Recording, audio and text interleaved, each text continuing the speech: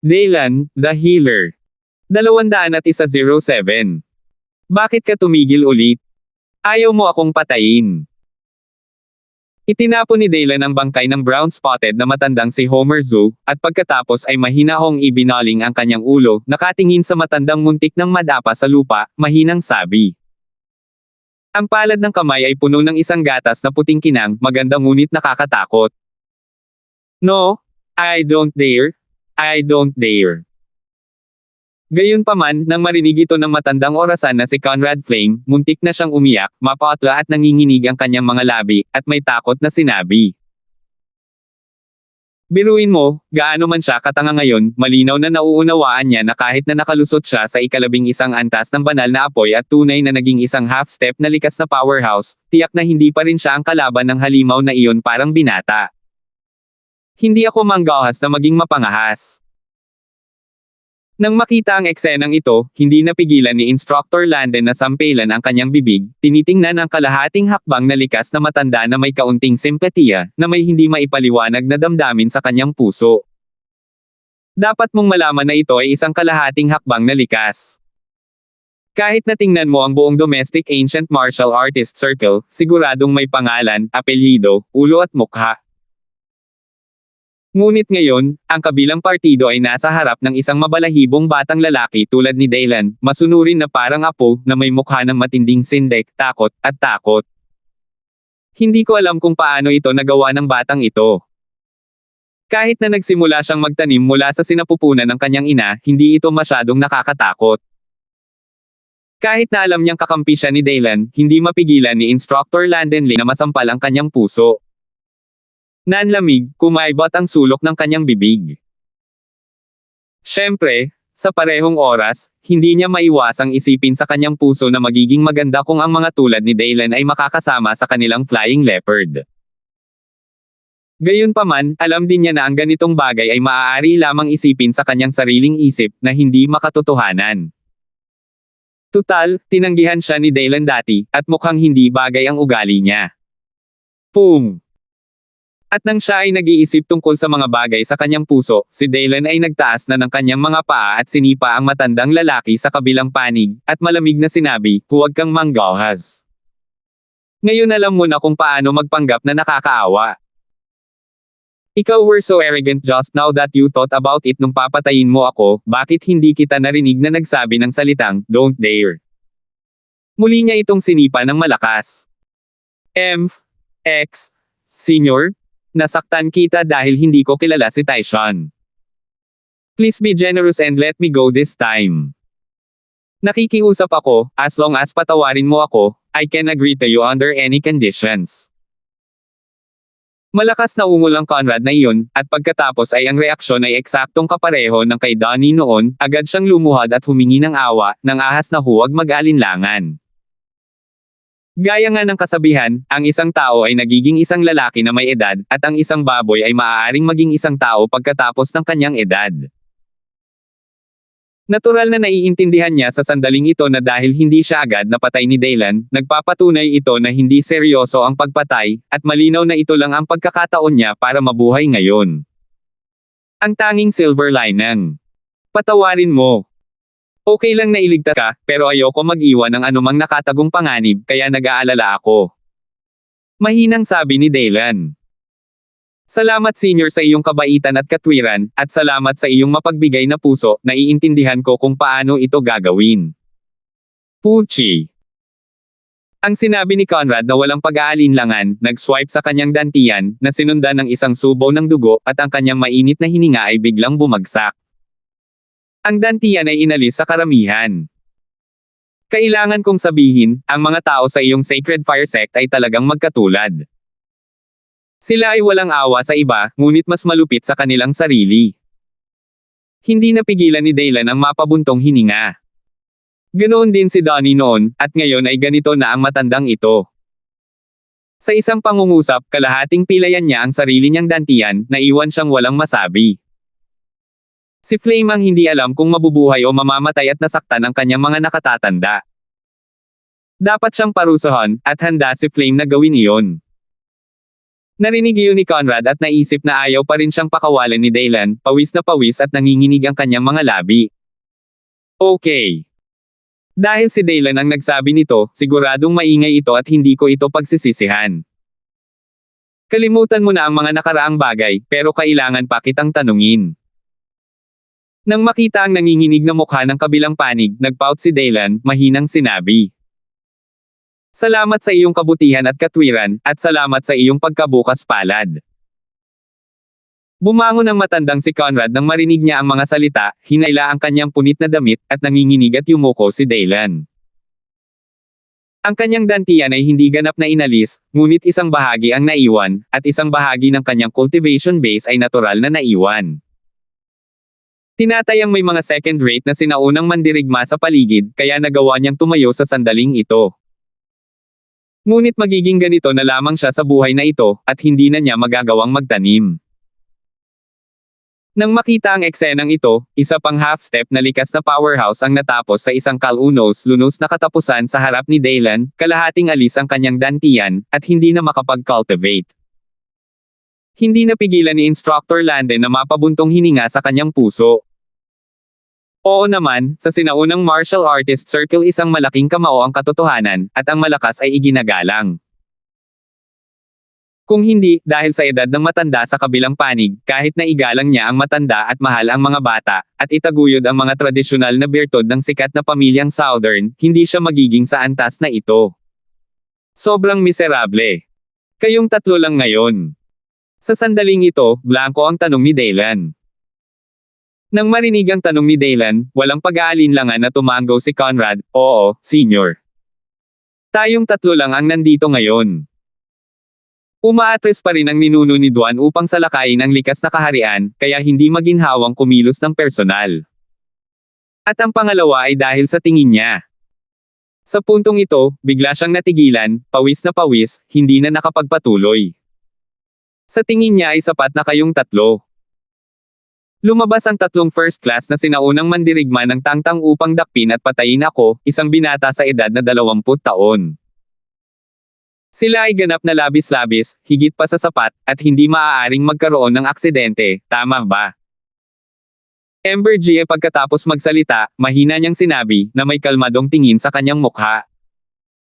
Hindi ko inaasahan na masyadong normal ang iniisip ng kabilang partido. Pagkatapos ng lahat, ang marangal na first class na mga sinaunang mandirigma ay hindi Southern Repolyo, hindi banggitin na mayroon ding isang first class Ancient Warrior Peak Powerhouse. Ang gayong makapangyarihang kombinasyon ay ginagamit lamang upang hulihin at patayin ang isang batang matigas ang ulo na tulad niya. Natatakot ako na sa mata ng lahat, ito ay labis na labis, at maaaring walang aksidente. Oo, tama. Narinig ni Conrad ang mga salita at ibinaba ang kanyang ulo sa mahinang boses, medyo mapait at walang magawa. Totoo nga, at hindi dapat magkaroon ng anumang mga sorpresa, ngunit hindi ko inaasahan na si Daylan ay isang nakakatakot na variable. Sino ang mag-iisip ng isang likas na powerhouse sa kanyang 20s? Sino ang maglakas loob na maniwala dito? Natatakot ako na kahit na ang mga tunay na likas na powerhouse ay mabigla at hindi ka panipaniwala pagkatapos makuha ang balitang ito.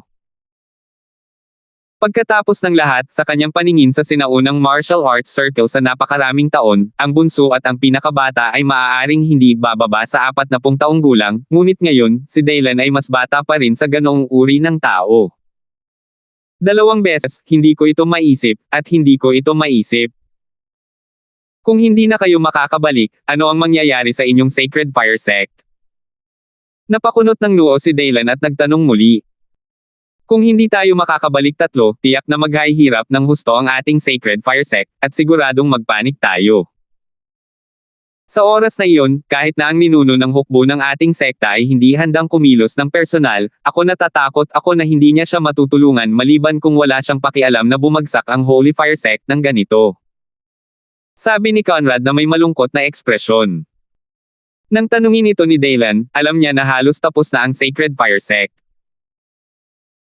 Kung tutuusin, ang kanilang Sacred Fire Sect ay nag-udyok sa mga taong hindi dapat magalit, ngunit sila ay nakatago pa rin sa kadiliman, ganap na walang kamalayan sa katotohanan at ang tunay na lakas ng kalaban. Kung alam nila ang tungkol sa lakas ni Daylan, ngunit siya ay isang likas na powerhouse, paano sila mangangahas na masaktan ng walang kaalam-alam? Sa oras na iyon, pabayaan ang isang simpleng militar na si Junhee, kahit na si Conrad o maging ang kanilang mga ninuno ng Holy Fire Sect ay nabali ang bundok at naputol ang kanilang mga braso, maaari lamang nilang hawakan ang kanilang mga ilong at magtapat ng walang pag-aalinlangan. Dahil ito ang kamahalan ng innate level powerhouse, no offense. Ngunit ngayon, lahat ng tao sa kanilang Sacred Fire Sect ay itinago sa dilim, at wala silang ideya na ang kanilang kaaway ay talagang isang nakakatakot na likas na powerhouse. Ito ay direktang humantong sa katotohanan na ang kanilang Holy Fire Sect ay naniniwala na sila ay hindi magagapi mula sa simula hanggang sa wakas, puno ng malakas na tiwala sa sarili, at naniniwala na ang kaaway ay isang bulag na langgam. Ngunit paano ang katotohanan? Ang katotohanan ay ang kanilang Sacred Fire Sect ay ang langgam, at si Daylan ay isang nakakatakot na halimaw na kwalipikadong sirain ang kanilang Sacred Fire Sect. Kung gayon ayon sa ibig mong sabihin, hindi mamamatay ang hukbo kung masira ang bundok, at wala akong maisip na tahimik na buhay dito. Naningkit ang mga mata ni Daylan nang marinig niya ang mga salita. Kung tutuusin, hindi siya gaanong nag-isip gaya ng hula ni Conrad, nagtanong lang siya ng casual pero hindi niya inaasahan na magtatanong siya ng ganoong problema. Kahit na siya ay isang half-step innate peak powerhouse, ito ay wala sa kanya. Nakakatakot na takot siyang inilihim siya ng kabilang partido at isiwalat. Ito ay magiging napaka-problema, at malamang na ang mga bagay ay bubuo ng higit sa kanyang inaasahan. Kaya't nang maisip niya ito, hindi niya maiwasang makaramdam ng ilang mamamatay tao na intensyon sa kanyang puso, at ang kanyang mga mata ay kumikislap, nasaan ang iyong Holy Fire Sect? Nasa Lingnan Mountain lang, Chizo Peak. Narinig ni Conrad ang mga salita, at ang kanyang buong katawan ay nataranta, at sumagot siya ayon sa katotohanan. Alam ko.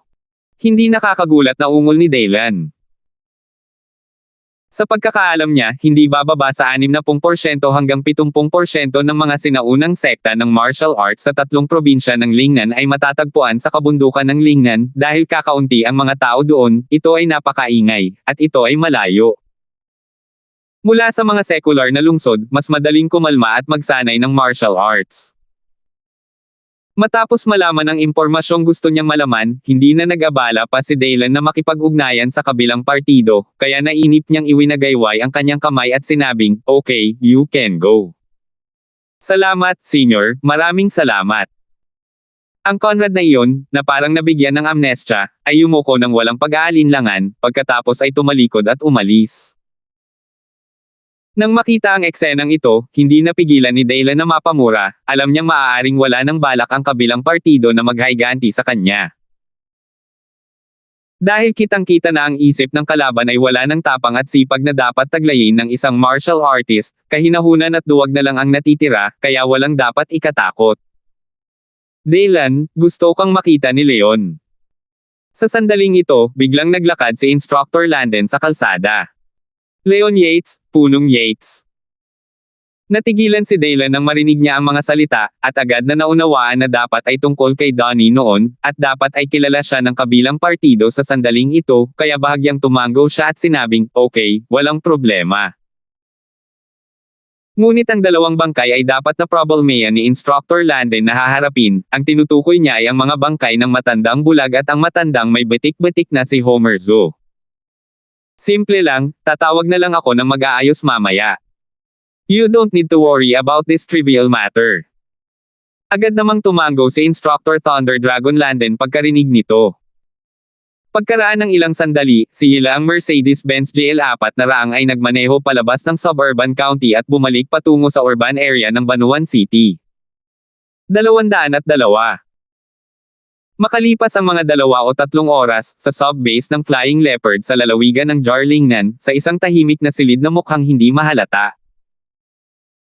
Kahit na ang tahimik na silid na ito ay matatagpuan sa isang espesyal na base militar, ito ay talagang sumusunod sa isang sinaunang ruta. Ang interior ay pinalamutian ng mga anti-gang lasa, at ang larangan ng pangitain ay hindi tumagos dito. Pagpasok mo sa iyong mga mata, makikita mo ang isang masigla at makapangyarihang karakter ng kaligrapya hugis ng pine, nakaupo na parang kampana. Hindi ko alam kung sino ang sumulat ng kaligrapyang ito, ngunit tila ang sulat kamay ay napakalakas at makapangyarihan, ang panulat ay iginuhit ng mga dragon at ahas, at ang bakal ay pininturahan ng mga kawit na pilak. Mula sa puntong ito, ang may akda ng kaligrapyang ito ay dapat na isang taong may dakilang ambisyon.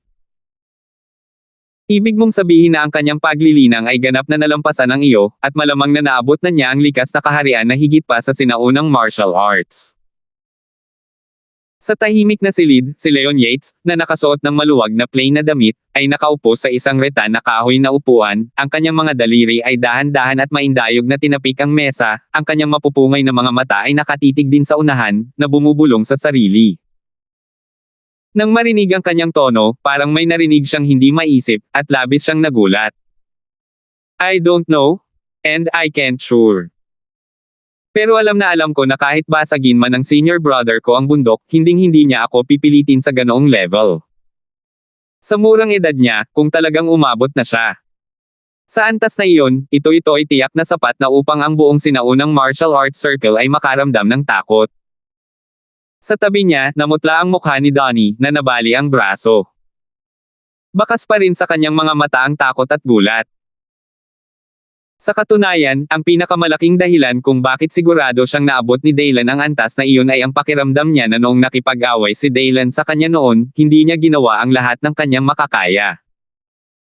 Dapat mong malaman na si Donnie ay isang tuwid, tunay na half-step na likas na powerhouse. Ang kaharian ng pamamaraan ng pagsasanay ay umabot na sa ika-11 antas ng banal na apoy na pagkakasunod-sunod ng banal na sining. Ngunit hindi sulit ang pagsisikap ng isang binata sa kabilang panig. Ano ang ibig sabihin nito? Nangangahulugan na ang lakas ng kalaban ay lubos na nalampasan, at hindi kalabisan kung sabihin na ito ay nakahihigit.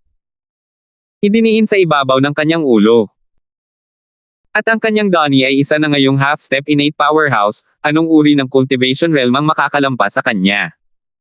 Katutubo. Malinaw na ang katutubo lamang ang kwalipikadong gawin ang antas na iyon. Override, ganap na naabutan. Mukhang mayroon tayong henyo sa Jarlingnan, isang sanggol. Napakabuti kung ang isang magandang panla ay makakasama sa ating flying leopard.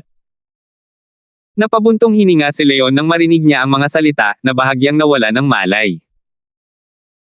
Si Leon Yates Old Yates ay halatang hindi isang karaniwang tao, kaya natural na naiintindihan niya ang ganoong uri ng kaharian, kung ano ang likas na kahulugan ng isang sinaunang mandirigma.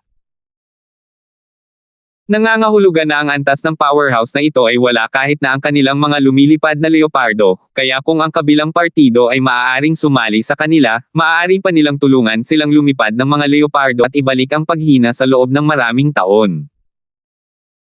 Ito ang sinisikap niyang maisakatuparan nitong mga taon, ngunit hanggang ngayon ay hindi pa rin ito naging matagumpay. Old Yates, ako ay mapurol.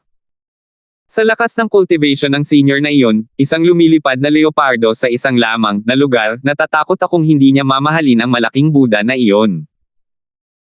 Gayunpaman, nang marinig ni Donnie ang mga salita, sinabi niya ng walang pakialam at prangka. Sa kanyang opinyon, ang edad ni Daylan ay maaari talagang maging isang congenital powerhouse, na sa kanyang sarili ay matatawag na isang himala. Kaya masyadong maliit ang mga lumilipad na leopardo nila, natatakot ako na hindi nila mahawakan ang malaking Buddha. Hindi mahawakan. Tulala na tumawa si Leon nang marinig niya ang mga salita, at hindi napigil ang magbiro. Donnie, hindi mo ba naisip na kakaibang tawagin ang gayong mabalahibong batang lalaki bilang senior sa iyong edad? Kakaiba. Paano ito magiging kakaiba?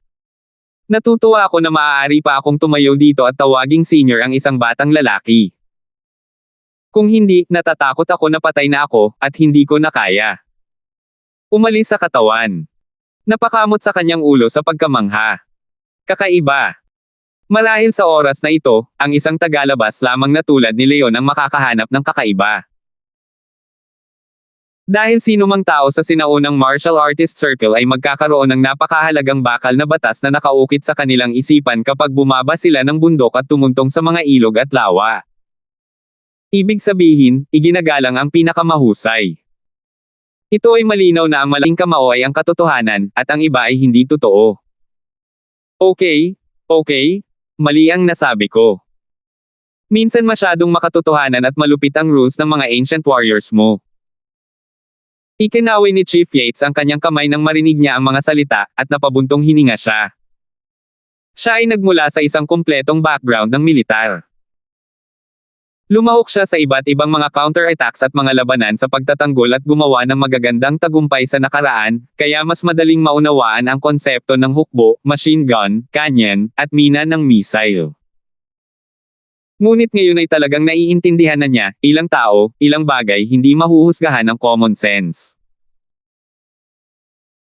Halimbawa, ang likas na malakas na lalaki na ito, sa isang sikat na kontra-atake sa depensa na ikinagulat ng mundo, nakita niya sa kanyang sariling mga mata ang gayong pag-iral kasama ang isang kaaway, 1,000, at pumatay ng isang dibisyon sa magdamag.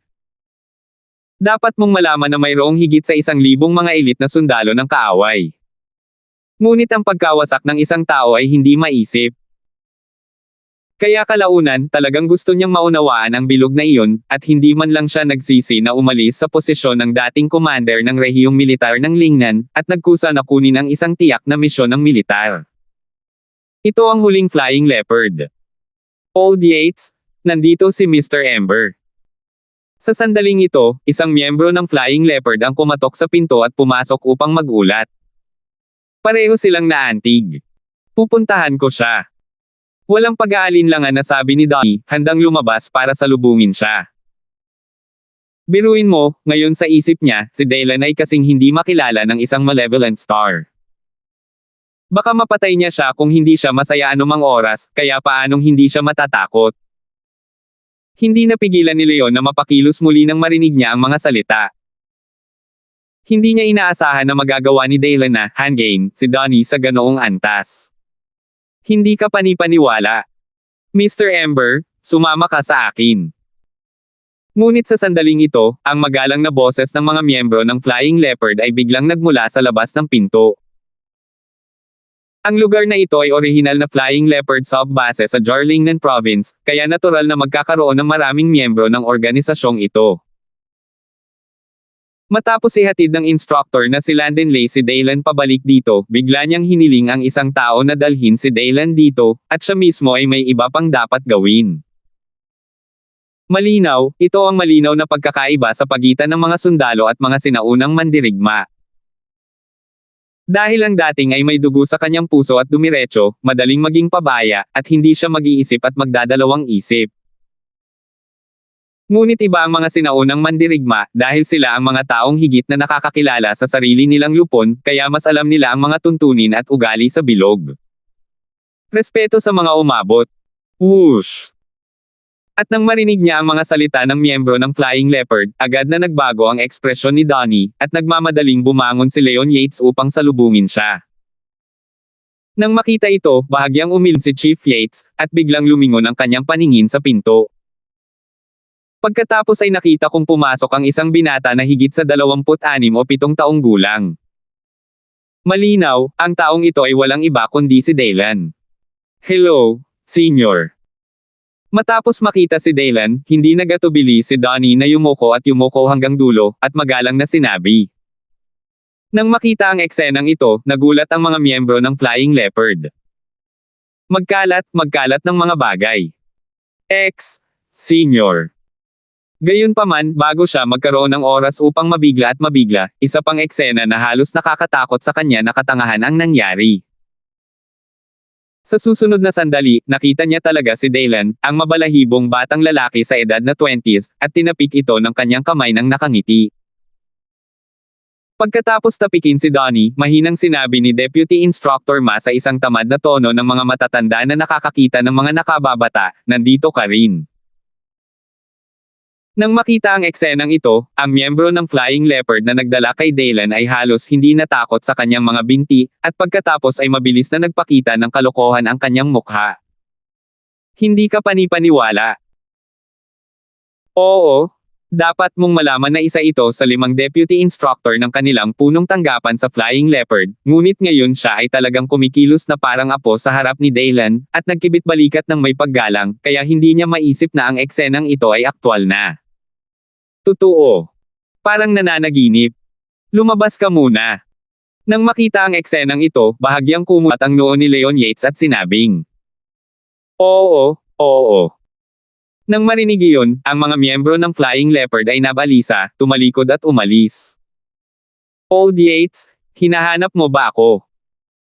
Nang makita ito, bahagyang ngumiti si Dylan, at pagkatapos ay bumagsak ang kanyang mga mata kay Chief Yates at sinabi, "Senior, bakit hindi muna ako umalis?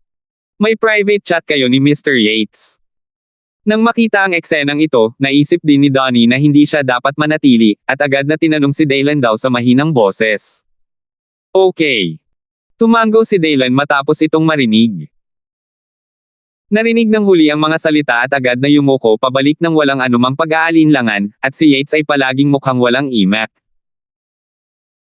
Nang lumabas si Donnie at isinara ang pinto, hindi napigilan ni Leon Yates na sabihing walang magawa, bakit pakiramdam ko hindi siya ang deputy instructor ng Flying Leopard natin, kundi bagong recruit sa ilalim ng iyong anak. Ganun talaga ang tingin niya ngayon. Aksidente, aksidente.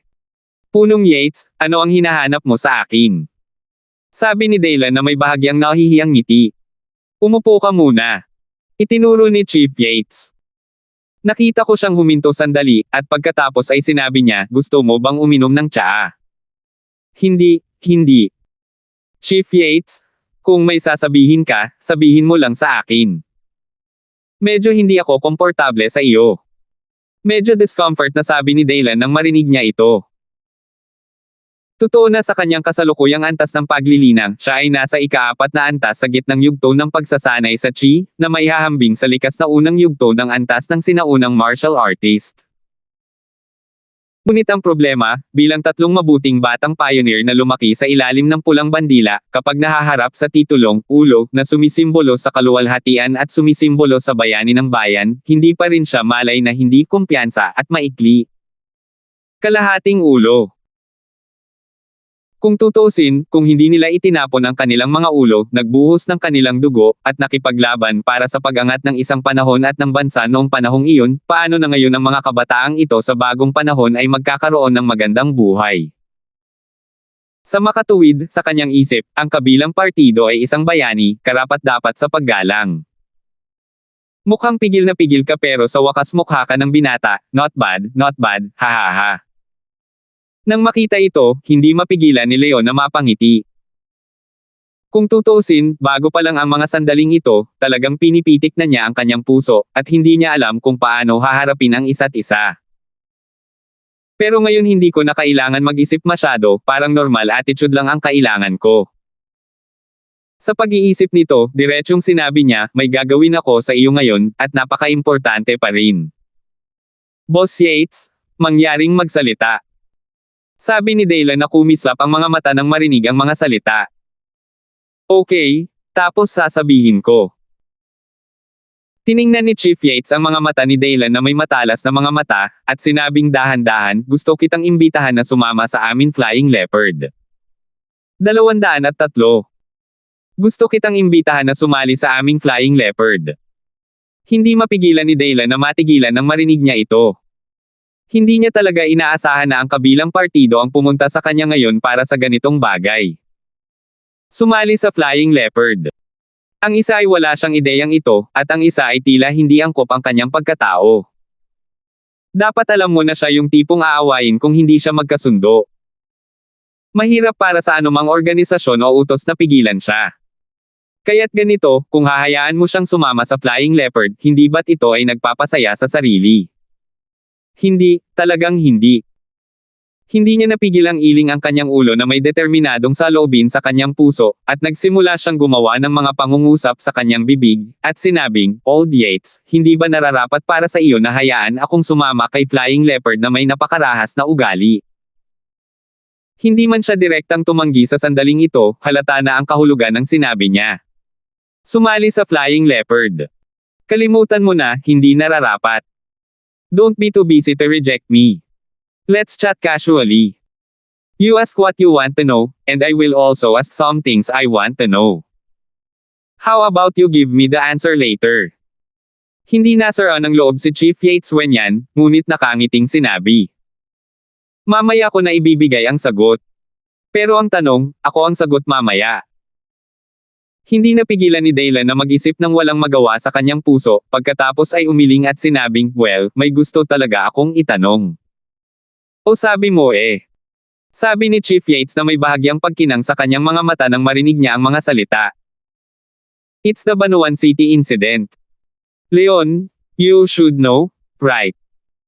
May pumatay sa pasyente na inuusig ng human experiment. Ang murder weapon ay silver flying knife. Kung tama ang hula ko, dapat ay ang mga taga-Humphrey. Ang kamay ng lalaki.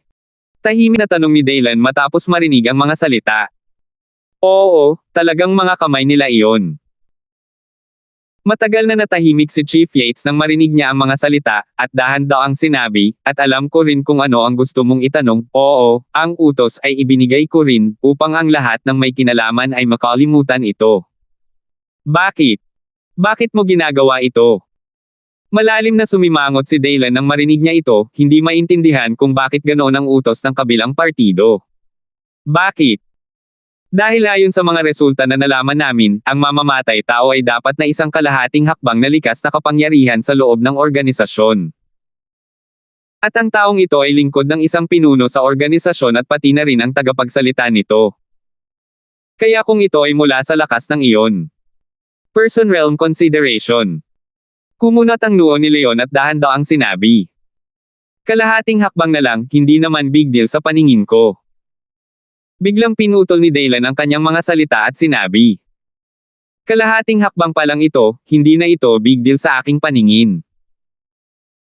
Nang marinig ang mga ganoong salita, hindi napigilan ni Leon Yates na magpakita ng pagkagulat sa kanyang mga mata. Hindi niya inaasahan na ganoon ka-confident si Daylan. Naglakas loob siyang sabihin ang ganoong bagay nang hindi kumukuha ng kalahati sa mata ng likas na powerhouse. Dapat mong malaman na ang kakayahang talunin ang kalahating hakbang na likas, at hindi paglalagay ng anumang kalahating hakbang na likas na malakas sa mga mata, ang mga ito ay ganap na magkakaibang mga konsepto. Maaaring ang batang ito ay talagang likas. Pero kahit ganon, nabigla siya, pero hindi niya maitago ang pag-aalala. Mabagal niyang sinabi, hindi ka natatakot kay Donnie, ngunit paano ang pinuno ng Tiger at Leopard Hall sa likod niya? Sinasabing ang taong iyon ay nasa ika-6 na ranggo sa mga nangungunang 10 upuan sa organisasyon, at higit sa lahat, ang kanyang amo ay si Humphrey. Humphrey Law. Nang marinig muli ang pangalan, hindi mapigilan ni Daylan na sumimangot. Dahil malinaw niyang naalala kung paano ipinakilala ni Veronica Lane ang matandang lalaki sa kanyang harapan. Baliw, mamamatay tao, siya ay isang tunay na baliw. Ang mga nakakakilabot na salita na tulad nito ay talagang nakakabit sa isang katawan, kaya hindi niya maiwasang mapahanga kay Daylan. Sa hindi inaasahang pagkakataon, kinasangkutan siya nito. Hindi ko lang alam kung anong uri ng cultivation realm itong Humphrey Law. Ang sinaunang mandirigma ay nasa gitnang yugto, o ang sinaunang mandirigma ay nasa huling yugto, o mas malakas pa. Tama, siya iyon, Humphrey. Hayaan mong sabihin ko sa iyo ang totoo. Ang dahilan kung bakit itinatag ang Flying Leopard sa simula ay upang sirain ang Tiger at Leopard Hall na nilikha ng taong iyon. Ngunit ngayon, ang Flying Leopard ay humihina at humihina. Ang Tiger at Leopard Hall na nilikha ng taong ito ay lumalakas at lumalakas, na nagpaparamdam sa mga tao ng kaunting pagkabalisa. Hindi napigilan ni Chief Yates na bumaantong hininga at umiling. Naaalala ko pa na noong bata pa siya at sumapi pa lang sa hukbo, ang kabilang partido, si Humphrey, ay isang sikat na pinuno ng kulto sa magulong panahon na iyon. Nakagawa siya ng maraming krimen ng kawalang katauhan noong panahong iyon, ngunit dahil sa kanya kakatakot na lakas at mahimalang paraan, paulit-ulit siyang nakatakas mula sa lahat ng puwersa. Ang pagkubkob at panunupil, karakter at pamamaraan ay lalong nagiging malupit at walang awa. At ang paraan ng pagsasagawa ng taong ito ay lubhang hindi makatao, ito ay talagang isang malupit na paraan na katulad ng pag-aalay ng dugo ng isang buhay na tao. Noong mga araw na iyon, marami sa kanyang mga kasama sa sandata ang namatay ng ganito sa kamay ng isa't isa, at sila ay isinakripisyo ng buhay at duguan, at walang mga bangkay na natitira, na labis na ikinagalit niya. Ito rin ang dahilan kung bakit kalaunan ay nagbitiw siya bilang commander ng rehiyong militar ng Lingnan at nagbago mula sa liwanag tungo sa dilim, na lumikha ng pinagmulan ng pagnanais ni Flying Leopard na sirain ang kalaban. Ngunit ang problema ay ngayon, ang Tiger at Leopard Hall na nilikha ng pinuno ng Kalto na si Humphrey ay lumalakas, at ang espesyal na departamento na magagamit niya upang kontrolin ang kalaban, si Flying Leopard, ay humihina at humihina. Ito ay talagang nakakapagod at nakakapagod. Lalong nanghihina. Bakit? Nagdududang tanong ni Dylan. Ang Flying Leopard ay halatang isang departamento ng Estado, bakit ito ay humihina at humihina? Bakit? Narinig ni Head Yates ang mga salita ng may mapangasar ng ngiti at sinabi, sa totoo lang, dapat ay magkasama ang Humphrey at Flying Leopard ng halos magkasabay, sunod-sunod. Sa oras na iyon, Humphrey man o ating Flying Leopard, parehong may likas na powerhouse ang namamahala, ang una ay si Humphrey mismo, at ang huli ay isang senior mula sa isang sinaunang martial artist sa Departamento ng Estado, ang lakas sa pagitan ng dalawa ay dapat na napaka-average, ngunit ano? Sabi ni Dylan na may kakaibang ekspresyon. Ngunit ang matandang sinaunang martial artist na namamahala sa ating Flying Leopard ay biglang namatay ilang taon na ang nakakaraan. Hindi niya mahanap ang dahilan, ngunit siya ay namatay bigla dahil sa pagkalason. Walang magawa at mapait na sabi ni Chief Yates. Nalason. Nagulat si Dylan nang marinig niya ang mga salita, at isang kakaibang kulay ang lumitaw sa kanyang mga mata. Ayon sa impormasyong nalaman niya noon, kung ito ay nalason, hindi ba't malamang? Oo, ito ay nakakalason. Bagamat walang ebidensya, alam nating lahat na ang matandang senior ay dapat na pinatay ni Humphrey dahil siya ang pinakamagaling sa paggamit ng lason. Tumango si Chief Yates at pinagtibay. Since you know it, don't care about it. Bakit hindi ka nalang magpadala ng master para samantalahin ang pagkakataong mapuksa ito? Lalong naguluhan si Dylan nang marinig niya ito. Ngayong alam mo na, bakit hindi mo gawin? Dahil walang ebidensya. Walang ebidensya na magpapakita na si Humphrey ang pumatay sa kanya. Nang marinig ang pait ng kanyang bibig, umiling si Chief Yates at bumaantong hininga, dapat mong malaman ang tungkol sa kontratang nilagdaan sa buong bilog ng sinaunang martial artist. Kung walang ebidensya, walang paraan para sa tuktok na kumilos ng padalos-dalos, kung hindi, magiging mas komplikado ang sitwasyon at magiging mas malala ang mga kahihinatnan nito. Sa pagsasalita tungkol dito, huminto siya sandali, pagkatapos ay idinagdag, at ngayon ay maaari niyang lasonin ang isang congenital strongman hanggang sa kamatayan ng hindi nalalaman, hindi banggitin na ang Tiger at Leopard Hall ay hiwalay na ngayon sa kanya, sa mga nakaraang taon, sumama rin. Dalawang iba pang likas na powerhouses, sunod-sunod. Kung gusto mong sirain ang antas ng lakas na ito ay napakahirap at napakahirap. Kahit na ang isang bansa ay kailangang mag-isip ng 2 beses at magplano ng mabuti. Sa wakas ay sinabi niya. Obviously, ito ang naging concern niya sa loob ng maraming taon. Walang sino man sa itaas ang handang kumuha ng napakalaking panganib na mag-order, kaya katumbas ito ng Flying Leopard ngayon. Ngayon, mag-isa lang siyang lumalaban, kung wala ang suporta ng tunay na peak power ng bansa, wala talaga siyang kapangyarihan. The 3 ancient warriors are innate, medyo magulo talaga yon. Hindi napigil ang mapaungol ni Dylan nang marinig ang mga salita, kumikislap ang mga mata. Dapat mong malaman na kahit ang black market sa Hong Kong, ang behemoth ng underground world na sikat sa Southeast Asia, ay mayroon lamang 3 vice-presidente, 3 sinaunang mandirigma na likas o S-level na kakayahan, at maihahambing sa Humphrey. Ito ay tulad nito, kung nais mong ilipat ang isang puwersa ng antas na ito, kailangan mo talagang magkaroon ng masyadong maraming mga pagdududa, dahil ito ay lubhang kasangkot, at ito ay makakaapekto sa buong katawan. Sige na. Biglang tinitigan ni Leon Yates si Dylan at sinabing dahan-dahan, ngayong alam mo na ang ganoong sekretong bagay, mayroon kang dahilan para sumali sa aming Flying Leopard. Alam mo, may mga bagay na nauugnay sa seguridad ng Guojian, hindi basta-basta. Kung mas marami kang alam, mas maraming responsibilidad ang kailangan mong gampanan. Old Yates, bakit pakiramdam ko sinusubukan mo akong lokohin? Napatulala si Daylan nang marinig niya ito, ngunit hindi niya inaasahan na bibigyan siya ng ganoong paraan ng kabilang partido. Anong kalokohan ang pinagsasabi mo, ano ang sabuatan? Hindi ko naman sinabi sa'yo, pero natanong mo ba sa sarili mo? Hindi napigilan ni Chief Yates na umikot ang kanyang mga mata, at galit na sinabi. Pero, hindi nararapat talaga ang ugali ko. Anong klaseng disiplina at kaayusan ng organisasyon ang pinakaayaw ko? Napakamot ng buhok si Daylan at walang magawa. Halata naman na kaya niyang tumanggi ng lubusan at matatag, ngunit sa hindi malamang dahilan, bigla siyang hindi makapagsalita ng mga ganoong salita. Dahil sa mga sandaling ito, palagi na lang siyang may kakaibang nararamdaman sa kanyang puso. Baka hinihingal at hinahangaan niya ito. May mga tao talaga na handang talikuran ang mataas na posisyon ng commander ng rehiyong militar, para lang ipaghiganti ang mga dati nilang kasama sa armas. Ang ganitong uri ng bagay ay madaling sabihin, ngunit ito ay medyo mahirap gawin. Halika na.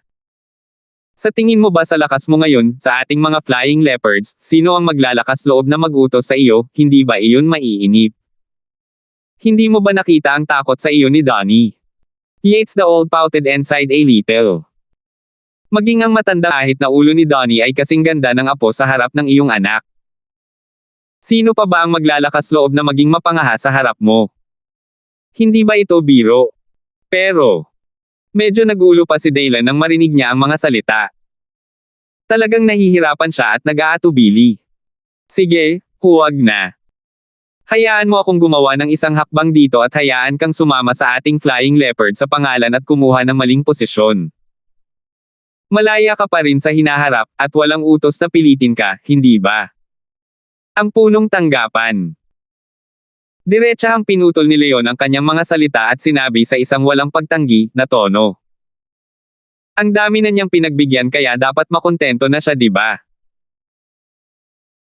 Dapat mong malaman na kung sasali ka sa kanilang mga flying leopards sa isang maling posisyon, maaari mo ring tangkilikin ang mga pribilehiyo, tulad ng lisensya sa pagpatay, status sa antas ng bulwagan, at iba pa.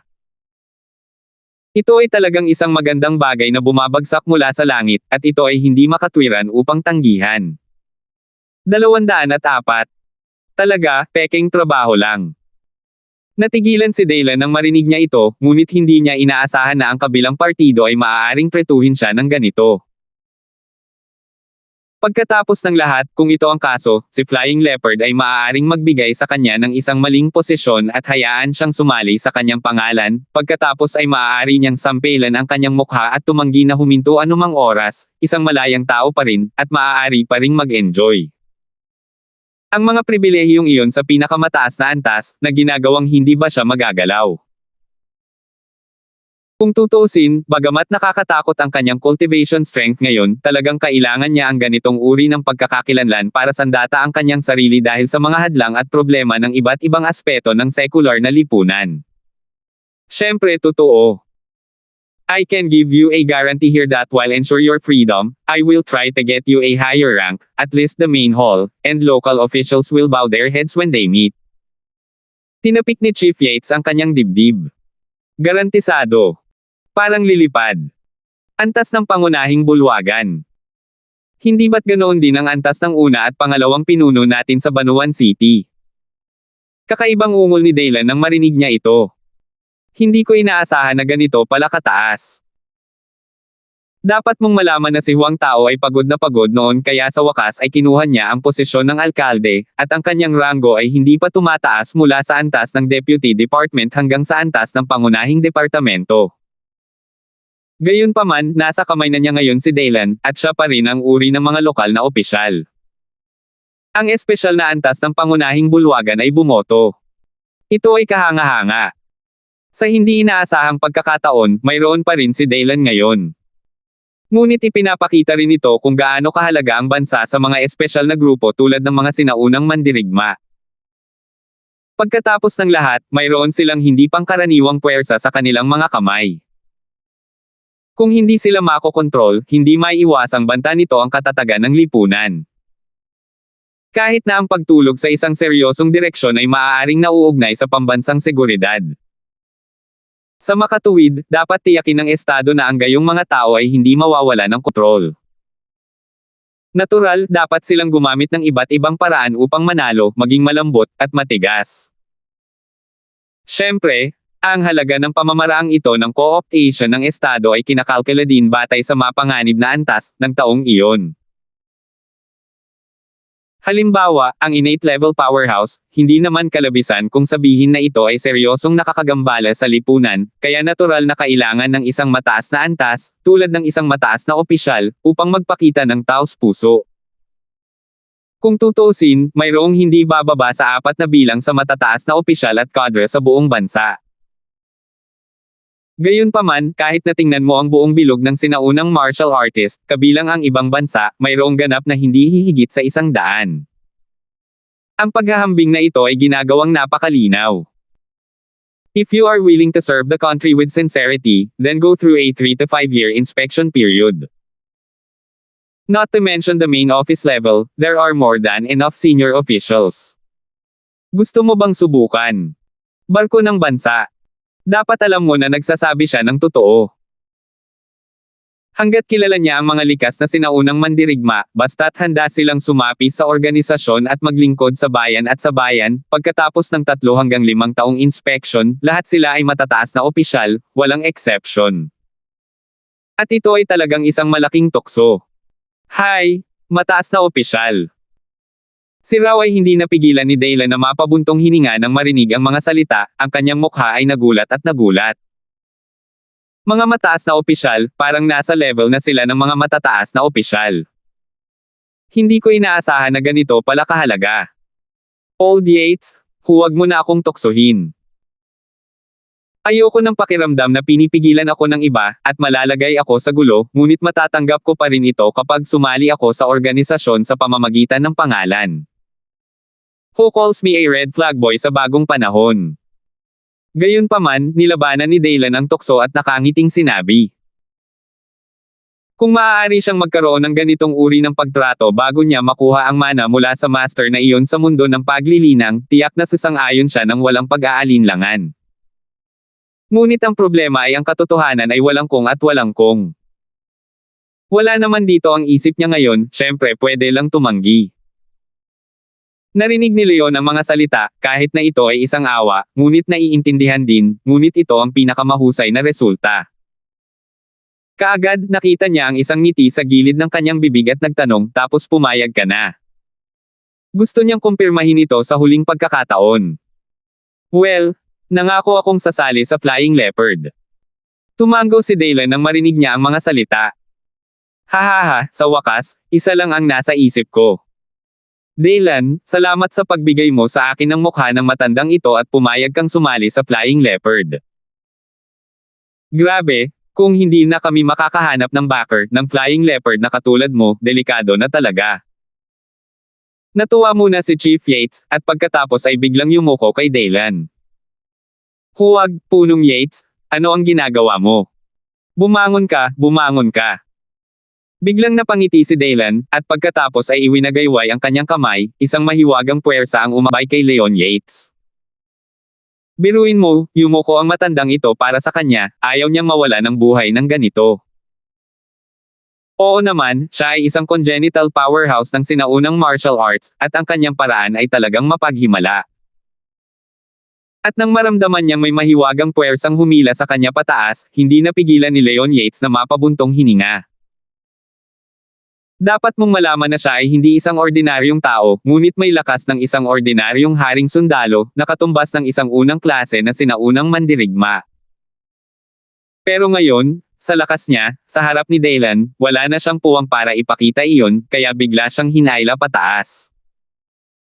Sa ganitong paraan, naunawaan niya sa wakas kung bakit takot na takot kay Daylan ang matandang ahit na ulo ni Donnie. Dahil ang likas na powerhouse na ito ay talagang karapat-dapat sa kanilang katakutin. Ngunit Chief Yates, ang sitwasyon ba ni Flying Leopard ngayon ay kasing gulo na gaya ng sinabi mo? Kahit ang delikadong sitwasyon ay lumabas na. Sa oras na ito, hindi maiwasang magtanong ni Daylan. Medyo kakaiba talaga ang pakiramdam niya nang marinig niya ang sinabi ni Leon Yates noon. Tutal, ang Flying Leopard mo ay isang provincial special department, di ba? Ganun ba talaga kalala? Pati ang salitang walang katiyakan ay lumabas na, paano naman ito susobra, biro lang. Uy, hindi naman ako nag-e-exaggerate, pero totoo. Dahil miyembro ka na ng ating Flying Leopards, may mga bagay na dapat mong malaman ng malinaw. Bumantong hininga si Leon Yates at dahan-dahang sinabi, kaming Flying Leopard ay may 3 sangay at 1 punong tanggapan, ngunit sa katotohanan, mayroon lamang itong Jarlingnan Provincial Base at ang Lingnan Dasan Headquarters sa Starling Province. Ang lalawigan ng Starling ay may tanging tamang paraan upang makapasok sa Lingnan Mountains. Talagang mainam para sa iyo na itayo ang punong tanggapan ng Flying Leopard doon. Kulang na lamang ang 2 base, ano ang mahalaga? Tumango si Daylan at muling nagtanong. Dahil ang 2 base na nawawala ay unti-unting nabawasan sa paglipas ng mga taon. Ibig sabihin, binawi sila mula sa itaas. Pagkasabi nito, bahagyang huminto siya at sinabing muli, bukod dyan, dapat mong malaman na ang ating Flying Leopard ay may posisyon bilang Chief Instructor at 5 Deputy Instructor. Gayunpaman, ang posisyon ng Chief Instructor ay para sa senior na iyon, ngunit dahil siya ay pinatay ilang taon na ang nakalilipas, ang posisyon ay nabakan, at ang balita ay hindi inilabas at itinatago. Ganun ba? Kumunat ang noo ni Daylan nang marinig niya ang mga salita, tila may naramdaman siyang problema. Tungkol sa natitirang 5 Deputy Instructor, may isa si Thunder Dragon, ngunit nawala na ang kanyang lakas. At ang natitirang 4, 3 sinaunang mandirigma at 1 ability user, ay may katulad na lakas, kaya walang sino man ang maaaring mamuno sa pangkalahatang sitwasyon. Agad na sabi ni Leon.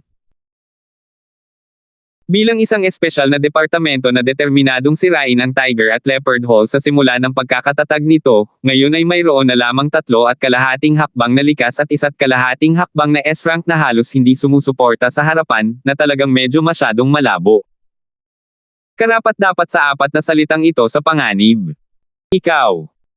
Natahimik si Daylan nang marinig niya ang mga salita, at wala siyang masabi.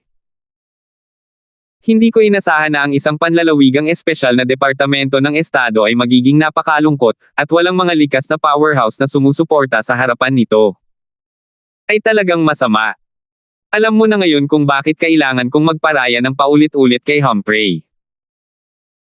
Hindi naman sa ayaw kong angkinan ang hustisya at puksain ang kasamaan, pero kaming Flying Leopard ay wala na talagang lakas ngayon. Gaya ng sinabi mo noon tungkol sa mamamatay tao, half-step innate powerhouse, sino sa palagay mo ang kaya nating kunin ng Flying Leopard? Tila ipinapahayag din ni Leon ang pagtatampo sa kanyang puso, at sinabi ng may galit na boses. May magbaba sa kanya. Si Daylan ay gumuhit ng ngiti sa gilid ng kanyang bibig nang marinig niya ang mga salita, biglang iniunat ang kanyang daliri sa kanyang sarili, at ngumisi, hindi madali, matatapos ba ito kung pupunta ako? Ikaw? Pero. Natigilan si Leon Yates sa biglaang pambubugbog ni Daylan at nauutal.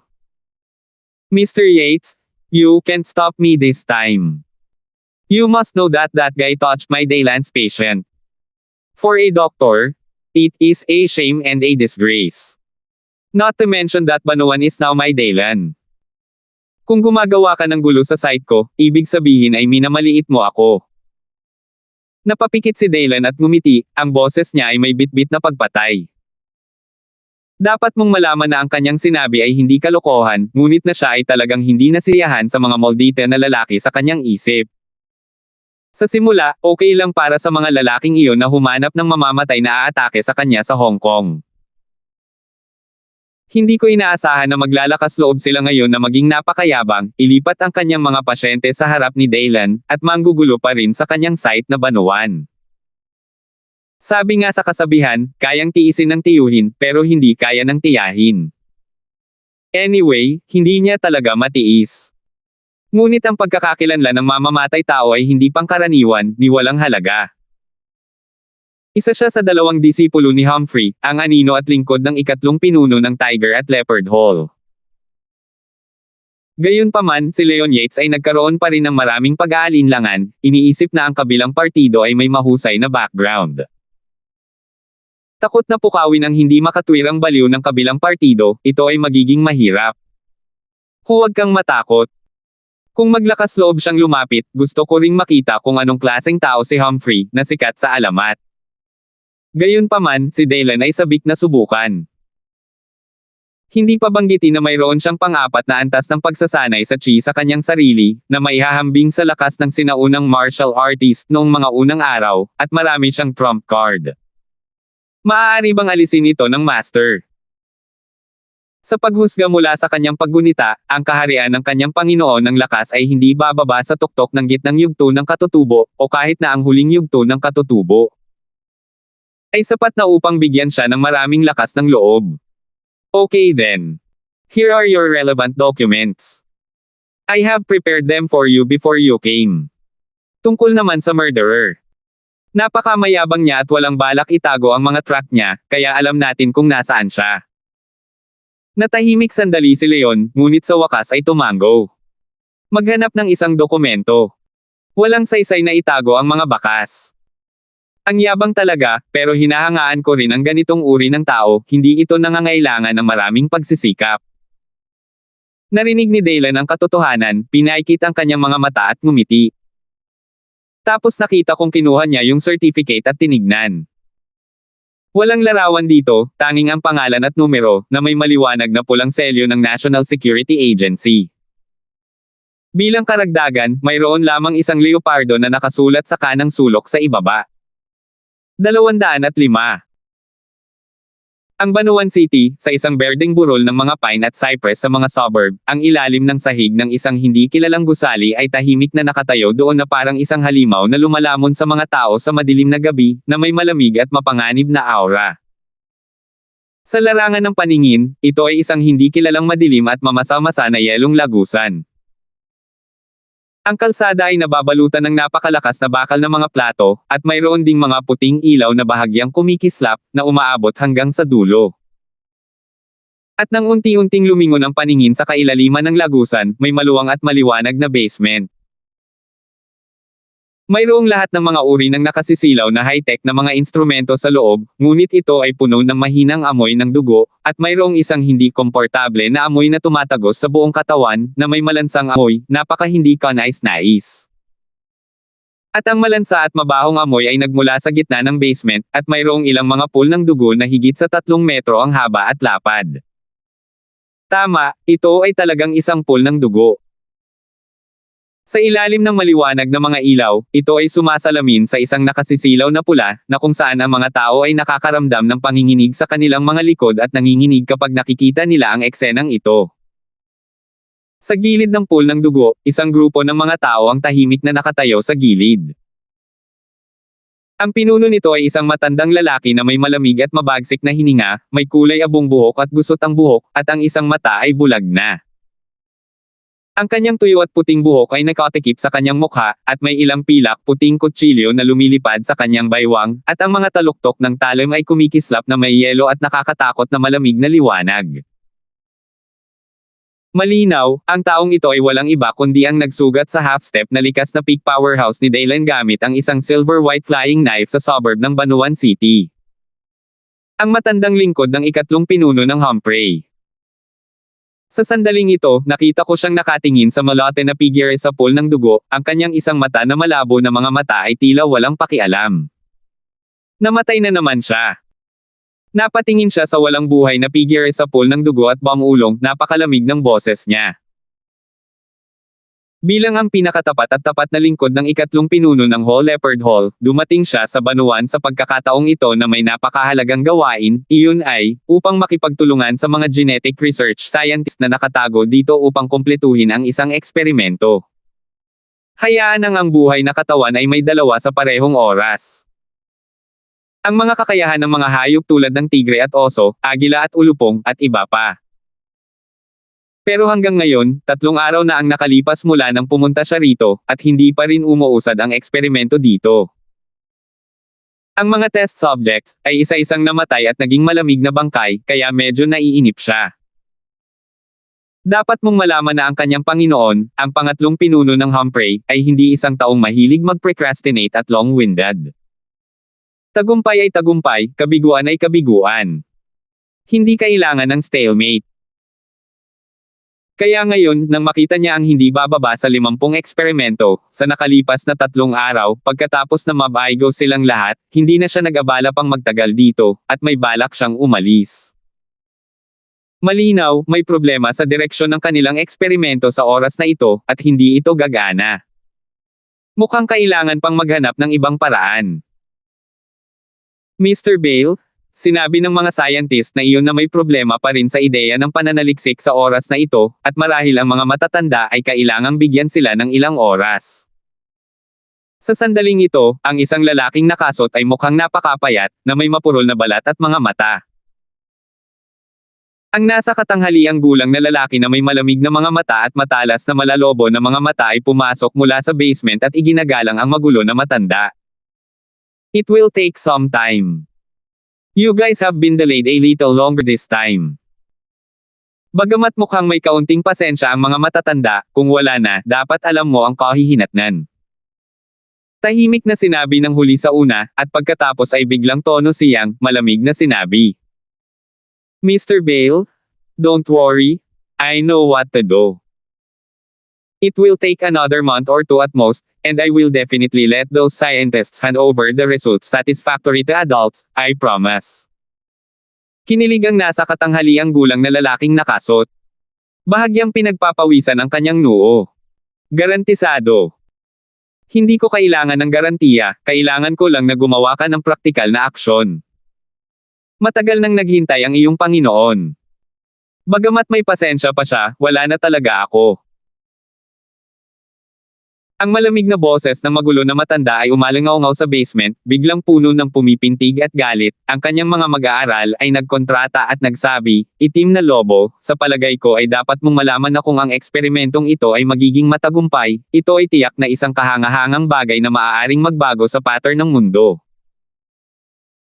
Imagine, kung kayang tanggapin ng katawan ko ang genes ng 2 hayop sa parehong oras, natatakot ako na ang kalaban ay ang likas na powerhouse na makakalaban.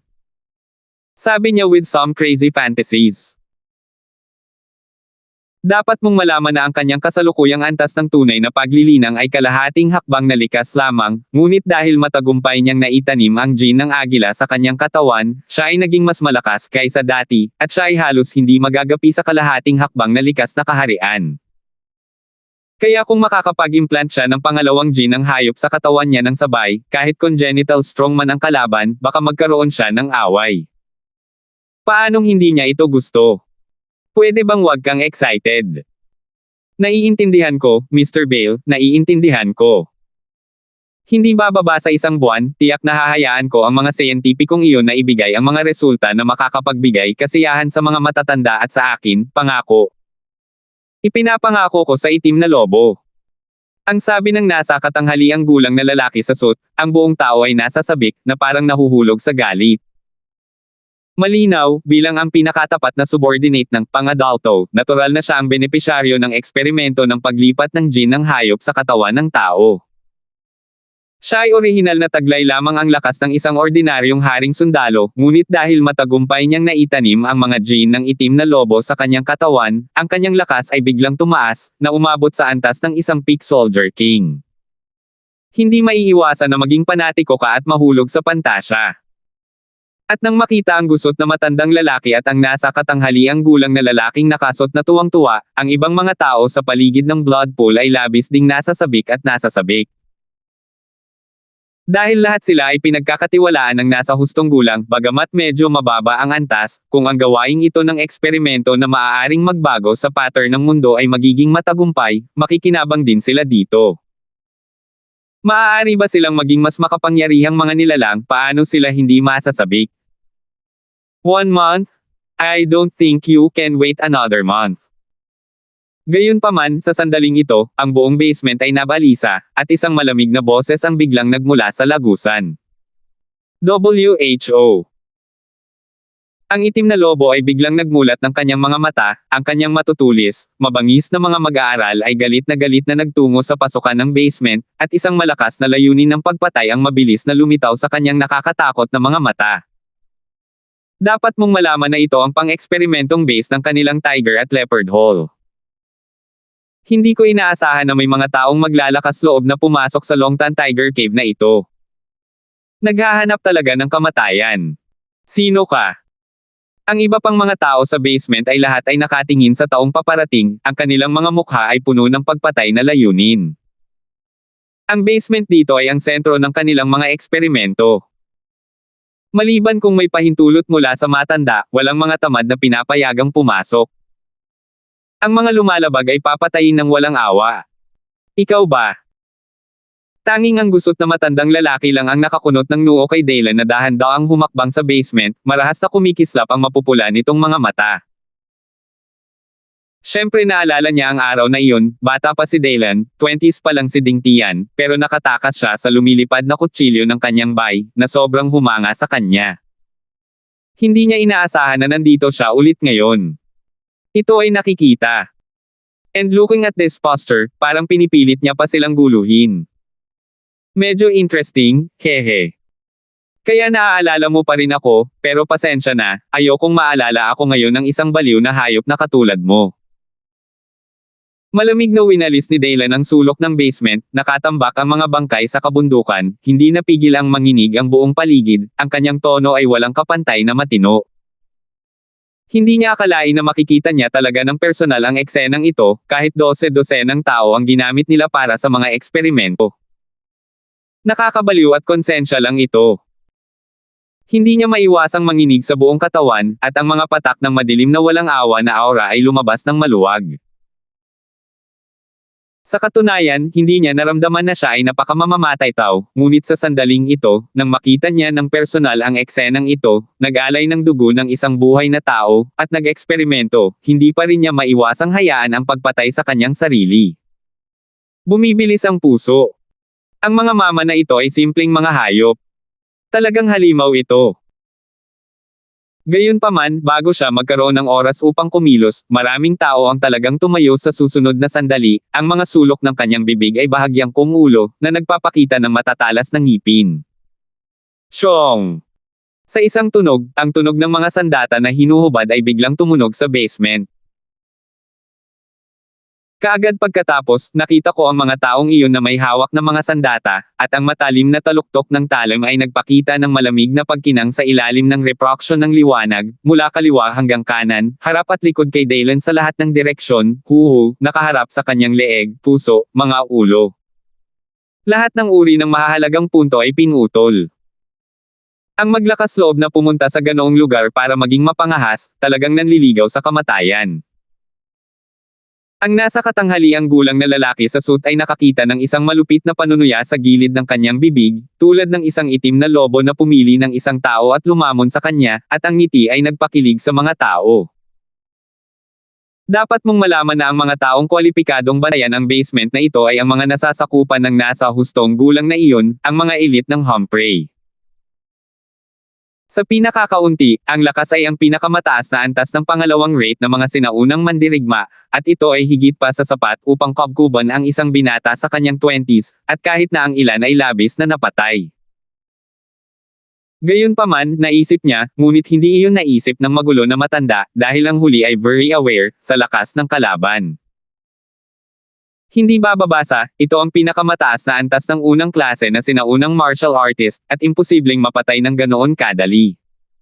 Haha! Tiyak na, sa susunod na sandali, isang malamig na panunuya ang biglang tumunog. Puting liwanag ang kumislap sa harap ng mga mata ng lahat. Puff! Puff! Ang tuloy-tuloy na pagsusuka ng dugo ay parang pinipigilang kulog, at hindi man lang nakita ng lahat ang ginagawa ni Dylan, at pagkatapos ay nakita nila na ang 2 o 3 elite na miyembro ng Tiger at Leopard Hall ay tila tinamaan ng isang hindi nakikitang puwersa. Siya ay lumipad ng marahas, nagsuka ng dugo, at nawala ang kanyang sigla sa isang iglap. Kanya! Paano ito posible? Nang makita ang eksenang ito, hindi napigilan ng itim na lobo na biglang mapabuntong hininga, at bakas ang takot sa kanyang matigas na mukha. Hindi siya makapaniwala na nakita niya ang tagpong ito sa sandaling ito, totoo nga, panaginip lang ba? Dapat mong malaman na lahat sila ay mga elite na miyembro ng Humphrey, na may hindi bababa sa pinakamataas na lakas ng mga second-rate na sinaunang mandirigma. At sa ilalim ng pagkubkob ng napakaraming tao, kahit na siya ang itim na lobo, mayroon siyang lakas ng rurok na hari ng sundalo, kailangan niya mag-ingat at kumuha ng 12 puntos ng enerhiya upang harapin ito. Pero ngayon, ano ang nakita niya? Nakita niya talaga ang isang binata na nasa 20s nakatayo sa parehong lugar ng hindi gumagalaw, at direktang pinatay ang 5 o 6 sa kanilang mga piling miyembro ng Tiger and Leopard Hall. Ito ba talaga ang pupuntahan niya sa impyerno? Anong biro? Imposible. 206. Gaya nga ng kasabihan, hindi ang raptors kundi ang ilog. Kaya't sa sandaling ito, ang nasa katanghaliang gulang na itim na lobo sa suit ay talagang nakaramdam ng panginginig ng kanyang katawan, at naramdaman na ang binata na nanunuya ay isang raptor, kung hindi, paano siya magiging napakalakas. Sa isang kisap mata, tumayo siya sa lugar ng hindi gumagalaw, at direktang pinatay ang 5 o 6 sa kanilang mga piling miyembro ng Tiger at Leopard Hall. Gayunpaman, sa pagsunod sa kanya ng malapitan, may malupit na malalobo ng ngiti sa gilid ng kanyang bibig, at ngumiti siya ng napakahigpit. Bagaman kailangan niyang aminin na ang binata sa kabilang panig ay maaaring talagang malakas, kailangan niyang malaman na mayroong isang halimaw na nakakatakot na si Mr. White sa kanilang panig. Ang taong iyon ay ang kinatawan ng pinakamalakas na halaga ng puwersa sa paligid ng pang-adulto, kalahating hakbang na hindi magagapi sa likas na kaharian.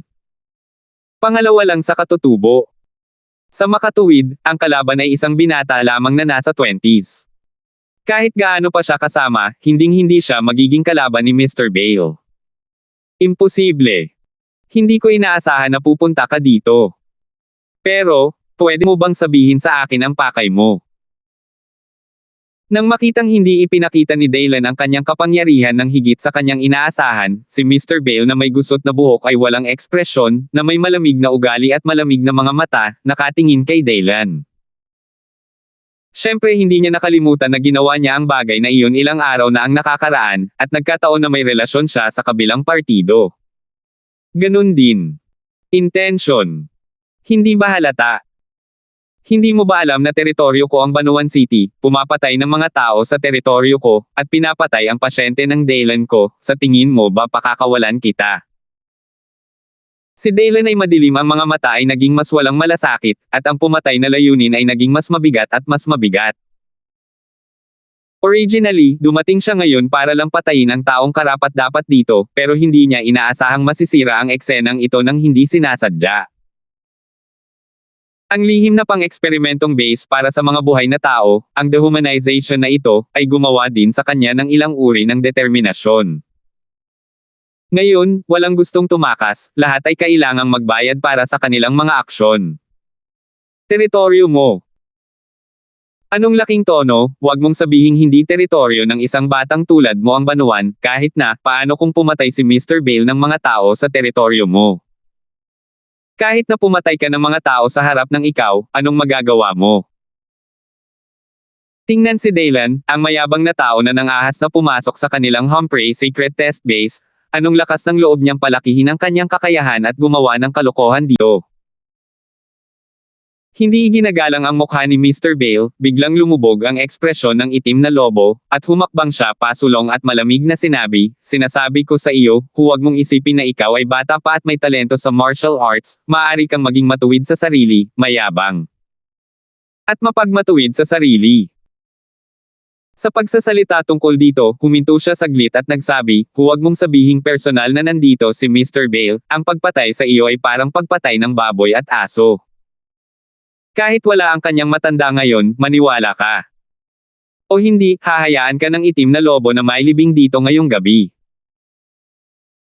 Malinaw na ang nilalaman ng eksperimento na kanilang isinagawa ay napakasensitibo, ito ay ganap na lihim, at hindi malalaman ng sinumang tagalabas, kaya dapat silang patayin ng walang awa. Kung alam niya na si Dylan ay napakalakas, at maaaring mas malakas pa sa kanya, ngunit naglakas loob siyang magsalita ng malakas at mayabang, maliwanag na dahil nandito si Mr. Bale, na nagbibigay sa kanya ng sapat na kumpiyansa para maglakas loob na sabihin ang mga salitang ito. Okay, shut up. Gayunpaman, hindi napigilan ng magulo na si Mr. White na sumimangot nang makita ang eksenang ito, at malamig na napag-alitan. Halatang narinig din niyang nagyayabang ang itim na lobo, pero hindi niya ito nagustuhan. Ang kanyang mga nasasakupan ay nagkunwaring maharlika sa kanyang lakas, na naging dahilan upang hindi siya komportable. Labis din itong naiinis. Oo, Mr. Bale. Kinilig ang itim na lobo nang marinig ang mga salita. Nang marinig ang kawalang kasiyahan sa mga salita ng kabilang partido, pawis na pawis siya. Tila, bilang isa sa 5 pinuno ng sangay ng Jarlingnan ng Tiger Leopard Hall, siya ang namamahala sa ilang urban area sa paligid ng Banuan City, at isang malaking underground na mundo. Let me be buried here. Grabe, hindi talaga ako naniniwala, hehe. Pero sa mga sumunod na sandali, kasabay ng panunuya ni Daylan, isang milky white light na hindi nakikita ng mata ang lumabas sa katawan niya. Kaagad pagkatapos, nakita niya itong nagbigay ng magagaan na inumin, pinagdikit ang kanyang 5 daliri, at hinawakan ang leeg ng kalaban gamit ang kanyang nagmamadaling kamay. At nang makita niya na si Daylan ay nangahas na maging walang prinsipyo, at binaril siya ng itim na lobo sa harap ni Mr. Bale, bigla siyang nagmukhang galit, at ang kanyang matutulis, nakakatakot na mga mag-aaral ay biglang kumislap ng malamig. Chen Qiang. Pagkaraan ng ilang beses, ang kanyang 10 daliri ay talagang naglabas ng matutulis na mga kuko, tulad ng mga nagyayelong kuko na may kumikislap na malamig na kinang, at pinunit nila si Daylan mula sa hangin. Patayin! Patayin! Patayin! Kaagad pagkatapos, mayroong ilang mga sigaw ng pagpatay sa basement, mamamatay tao at lubhang mabangis. Sinabayan ng tunog ng iba't ibang kumakalan, na mga sandata na hinuhubad, umalangaw-ngaw ang nagyayelong basement. Gayunpaman, ang natitirang mga piling miyembro ng Tiger at Leopard Hall ay biglang bumaril din ng sabay, at ang mga nagyayelong armas ay naglaslas patungo sa pangunahing punto ni Daylan. Hindi lamang iyon, ngunit ang ilang mga tao ay naglabas ng lahat ng uri ng mga baril ng halos sabay-sabay nang hindi nag-iisip, at pagtapos ay itinutok ang maitim na baril kay Daylan at ito ay isang tuloy-tuloy na putok. Boom! Pagbaril. Malinaw, ang mga taong ito ay hindi sinaunang mandirigma, ngunit sila ay mga manlalaro ng baril. Napakahusay din nila at ang kanilang lakas ay pambihira. Ang mga baril na binago ng kanilang mga kamay ay pawang kamangha-manghang makapangyarihan. Kung matatamaan ang mga ordinaryong first class na sinaunang mandirigma, mahirap harangin at i-turn over. Nang makita ko ang eksenang ito, hindi ko akalain na ganoon kabilis mag-react ang mga nasasakupan ko, at sa isang iglap ay magagawa nilang makipagtulungan sa akin at makisabay sa aksyon. Ang matutulis na mga pupil ng itim na lobo ay nagpakita ng bakas ng pagiging ligaw at kabagsik, at tumawa si Gia. Boy, ang yabang mo tuloy. Gusto kong makita kung paano ka makakalaban ngayon. Hahaha. Marahil sa pag-aakalang patay na si Daylan, tumawa ito ng napakataas ng ugali. Kasabay nito, ang kanyang matatalas na kuko ay napunit ang hangin, at ang pagkilos ng pagpatay kay Daylan ay hindi tumigil sa lahat. Sa larangan ng paningin ng lahat, tanging ang maitim na mga kuko at ang nagyayelong malamig na liwanag na kumikislap sa pagitan ng matutulis na mga kuko. Imposibleng makita ang trajectory nito, ngunit sa isang kisap mata, ito ay agad na lumitaw sa harap ni Daylan, na para bang maaari itong mapunit sa susunod na segundo. Tumagos ang kanyang mukha sa kanyang ulo. Nakakatakot ang eksena. Nakakatuwa. Nang makita ang eksenang ito, si raw ang magulo na matanda na si Mr. Bale na may malupit na ngiti sa gilid ng kanyang bibig, na parang nasisiyahan na siya. Dahil sa kanyang lakas at nakakakilabot na kakayahan sa pagmamasid ng kanyang mga mata ng agila, napagmasdan at hinusgahan na niya ito. Ang pag-atake ng Black Wolf ay tiyak na isang super level na pagganap, hindi mahalaga sa mga tuntunin ng momentum o kapangyarihan, ito ay tila umabot na sa sukdulan, kahit na siya ay nakakaramdam ng maraming pagbabanta, kaya marahil ito ay dapat magbayad ng kaunting halaga sa batang iyon. Pero sa sumunod na sandali, biglang nagbago ang ekspresyon niya. Maging nakakatakot. Kanya. Hindi, paano ito posible? Halos lahat ng naruroon ay naramdaman na halos matakot ang kanilang mga kaluluwa nang makita nila ang susunod na eksena. Sa isang iglap, pawis na pawis sila, tumindig ang kanilang mga balahibo, at nanginginig ang kanilang mga labi. Dahil ano ang kanilang nakita? Nakita talaga nila nang pumutok ang mga bala mula sa itim na bar aisles, tumago sa hangin at bumaril kay Daylan. Ngumisi lang talaga ang huli, at saka iniunat ang kamay at ini-swipe pasulong, na halos lahat ng espesyal na bala na may abnormal na kabagsikan ay nasa palad niya.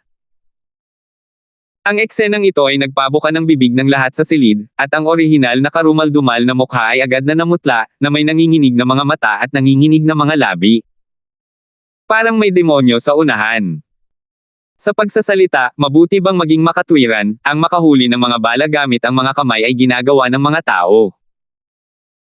Ang ganitong uri ng eksena na maaari lamang lumabas sa mga pelikula sa kanilang isip ay talagang lumitaw sa kanilang harapan sa sandaling ito. Fuck! Halimaw ba ang batang iyon?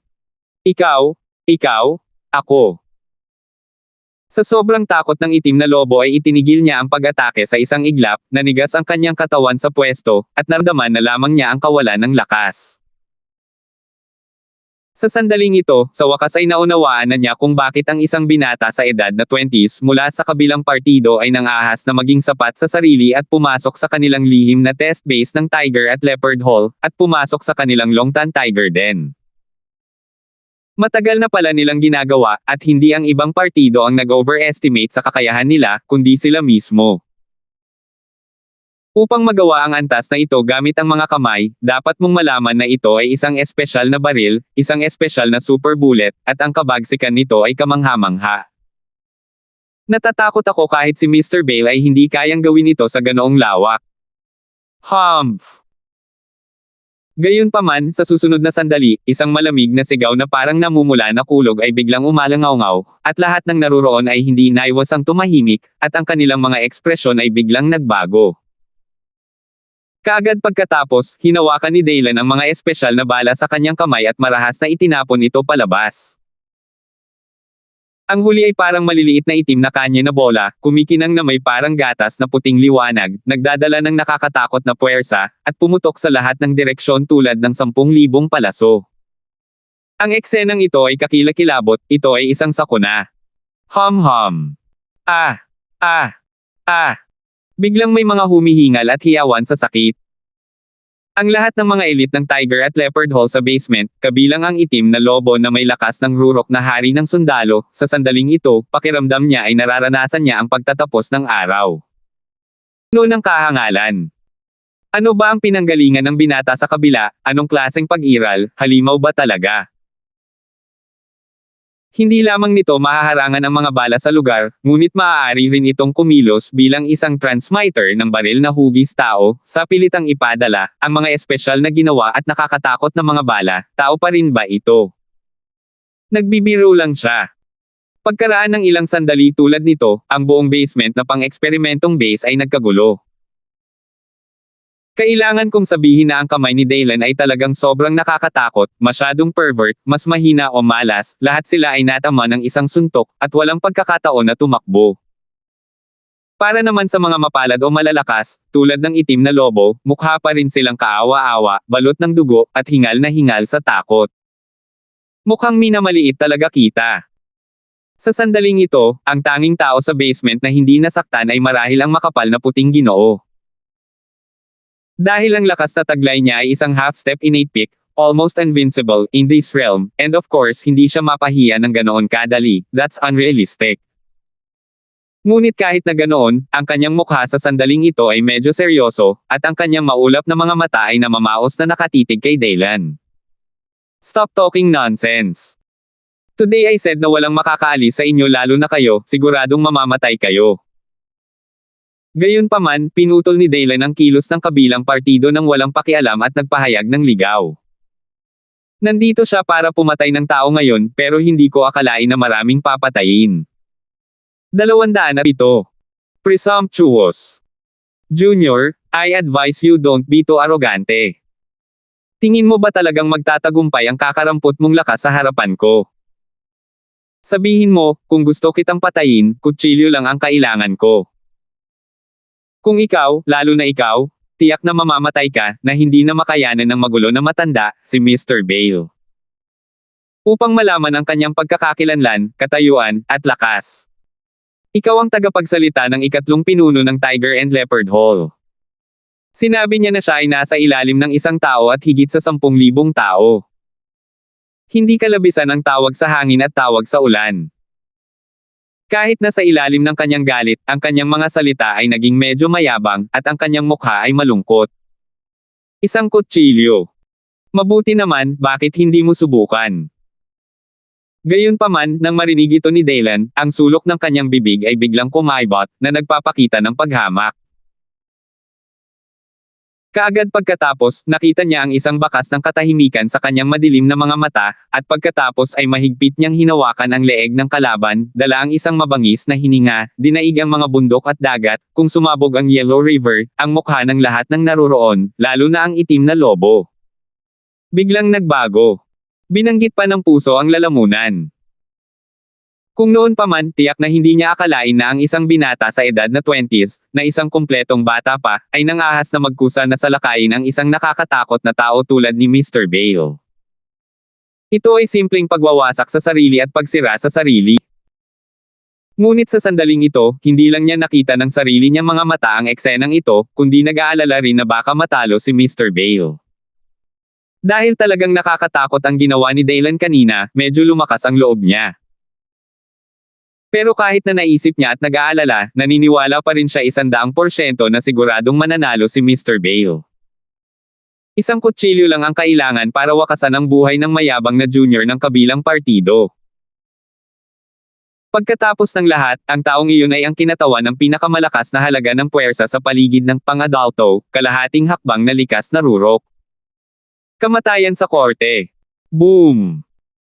Ngunit nang makita niyang si Dylan ay talagang naglakas loob na maging mapangahas, at nang ahas na agawin siya mula sa himpapawid, lumubog ang matandang mukha ni Mr. Bale, ang kanyang nagyayelong mga mata ay dumaan kay Hanmang, ang kanyang mga daliri ay nakakabit, at isang pilak puting lumilipad na hawakan ay biglang lumitaw sa kanyang baywang. Ang kutsilyo ay nasa kanyang mga kamay, at itinutok niya ng diretso si Dylan mula sa hangin, at ang yelo ay malamig. Sa susunod na sandali, isang hindi mapapantayang madilim at walang katulad na malamig na enerhiya ang bumangon mula sa kanyang katawan, na dumaan sa pilak puting lumilipad na taluktok ng talam na kumikinang sa malamig na liwanag, na puno ng dampi ng malamig na hangin na nakakapagpalamig ng buto, at direktang kinuha nito ang mga mata ni Dylan. Kasing bilis ng kidlat. Biglang humahaplos ang malamig na hangin na parang malamig na kulog, at ang temperatura ay tila biglang bumaba saan man ito dumaan, na medyo tumibok ang puso.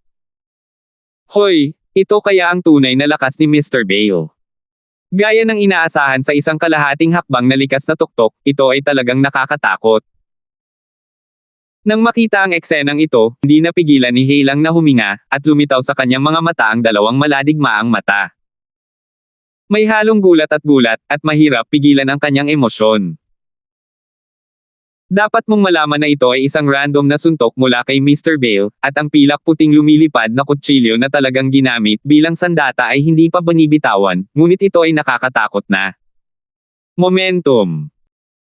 Kaya mahirap isipin kung gaano siya ka-powerful kung talagang bumaril siya ng buong lakas, hindi niya talaga maisip. Haha. Ngunit sa sandaling ito, isang mahinang panunuya ang biglang naalala, at lahat ng naroroon ay hindi maiwasang mapangiti sa kanilang mga puso. Hindi makapaniwalang tumingin sila sa batang mukha ni Dylan, at nakaramdam sila ng kalokohan sa kanilang mga puso. Hindi kaya sapat ang antas na ito para takutin siya? Niloloko mo ba ako? Paano ito posible? Nang makita ang eksenang ito, kahit ang magulo na matanda, si Mr. Bale, bahagyang napasimangot. Hindi malinaw kung nagpapanggap si Dylan, o kung talagang hindi siya nakaramdam ng takot. Ngunit kahit ano pa ang iniisip niya sa sandaling ito, hindi tumitigil ang mga galaw sa kanyang mga kamay. Ngunit sa sumunod na sandali, ang kanyang matandang mukha na puno ng lungkot at galit ay biglang namutla. Boom! Dahil sa sandaling ito, biglang lumitaw ang isang ligaw na aura na parang tigre na bumababa sa bundok. Biglang nag-iba ang kulay ng mga tao. Ito ay isang gatas na puti, marilag na aura, at isang bulk zone ng hangin ang biglang sumabog sa mid-air area sa likod ni Dylan, na hindi nakikita ng mata, at pagkatapos ay malabong nabuo ang isang multo ng isang mabangis na tigre na umuungal sa mundo, na biglang nanginag ang katawan. Halatang nakakatakot ang malamig na aura ng ehersisyo na ginagawa ng magulo na matanda na si Mr. Bale, ngunit sa harap ng isang binata na tulad ni Daylan na nakabitin, lalo na sa harap ng aura tigre, ito ay wala. Napakaliit na nadurog ito sa isang iglap. No, no, no, how is that possible? Nang makita ang eksenang ito, namutla ang mukha ng itim na lobo at nanginig ang kanyang katawan. Hindi niya maisip kung bakit napakasama ni Daylan, tutal, nasa 20s pa lang siya. Para naman kay Mr. Bale, ang gulong-gulong matanda na nagdadala ng bigat, hindi pa banggitin, ang kumpiyansa na hitsura sa kanyang mukha ay ganap na nawala. Sa sandaling ito, sa wakas ay napagtanto niya na ang lakas ni Daylan ay lampas sa kanyang imahinasyon, at maaari pa niyang sirain ang kanyang martial arts cold energy. Puff! Kaagad pagkatapos siya ay umungol dahil ang martial arts backlash ay biglang tumalsik ng isang subo ng dugo na naging sanhi ng kanyang namumulang mukha upang mamatla at walang kulay sa isang iglap. Tila, ito ay isang malubhang pinsala. Very good, really good. I have to say that you have successfully provoked me. Next, you will pay the price for your stupid behavior. Pagkatapos sa mukha ng dugo, biglang nagbago ang ugali ng makapal na matandang lalaki, na para bang ang buong tao ay biglang naging malupit at walang awa, lumiliit ang boses, ngunit ang momentum ay lumakas at lumakas, na agad na nilunod ang buong basement. Ang pakiramdam na iyon ay hindi maipaliwanag na kakaiba, na parang bigla siyang nagbago, medyo mas primitive at ligaw. Ito ay... Nang makita ang eksenang ito, hindi mapigilan ni Daylan na bahagyang sumimangot. Dahil nalaman niyang medyo iba talaga ang kabilang partido, tulad ng unang pagkakataon na nakita niya ang kabilang partido. Malamig na parang bundok, malupit at walang awa, walang mood swings, parang agila na umiikot sa siyam na araw at naghahanda na manghuli. Sa susunod na sandali, isang malamig na hangin ang unti-unting lumitaw sa katawan ng magulo na matandang lalaki, si Mr. Bale, na parang nagyayalong buwan na sumisikat, na nagbibigay sa mga tao ng panandaliang pagkataranta, na sinundan ng malamig na liwanag na tumatagos sa hangin, dahilan para biglang tumayo si Daylan ng buhok. Pataas. Damn it. Hindi niya maiwasang magbago ng husto ang kanyang mukha, agad niyang pinalobo ang lahat ng espiritual na enerhiya sa kanyang katawan, at pagkatapos ay sumabog ng husto ang kanyang dibdib. Sa isang tunog ng puff, tumalsik ang dugo, at lahat ng miyembro ng Tiger and Leopard Hall, lalo na ang Black Wolf, ay biglang nagpakita ng isang maluwag, malupit at walang awa ng ngiti sa mga sulok ng kanilang mga bibig. Dahil sa wakas ay nalutas na ang gulo, ang lumilipad na kutsilyo ni Mr. Bale ay tumagos sa marupok na puso ng batang iyon. As expected of that one, malakas talaga siya.